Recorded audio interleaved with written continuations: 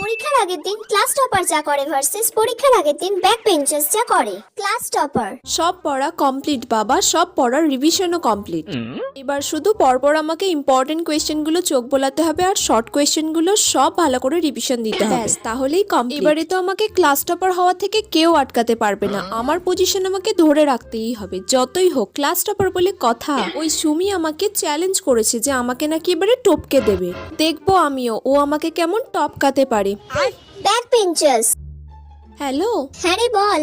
বলছি সিমি আমাকে একটু এই পরীক্ষার সিলেবাসটা বলে দে না রে। 1 to 9 অল চ্যাপ্টার হবে। আচ্ছা ঠিক আছে, আর বলছি শোন না, তোর পাশে একটু জায়গা রাখবি রে ভাই। আর সব আমি দেখাতে পারবো না। হ্যাঁ হ্যাঁ আমি পারবো, কয়েকটা কোয়েশ্চেন আমি পারবো, সেগুলো আমি তোকে দেখিয়ে দেবো। আচ্ছা ঠিক আছে। হ্যাঁ, আর তুই আমাকে একটু দেখিয়ে দিস, ঠিক আছে? ঠিক আছে রাখ। ওকে আমি কি করে বলবো, আমি তো কিছুই পড়িনি, সিলেবাসই তো আমি এইসবে জানলাম, সব তো মাথার ওপর দিয়ে যাচ্ছে, আমি তো কিছুই বুঝতে পারছি না, পারবো আমি?